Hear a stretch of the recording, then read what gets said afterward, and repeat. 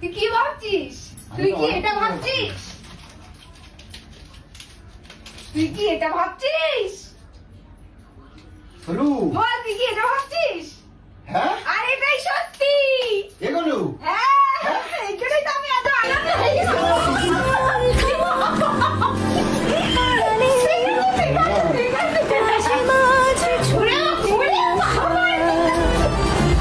জানি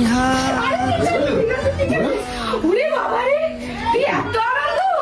এগুলো তাহলে তুমি এটা কার তুমি পেলে কোথায়? আরে পাগল, শোন, আমি তোকে যদি আগে থেকে জানাই, আমার কিছুদিন কিছু সিমটম গুলো দেখে বুঝতে পারছিলাম, আমি যদি তোকে আগে থেকে জানাই তা আমি জানতে পারবো না, সারা পাড়ার লোক জেনে যাবে।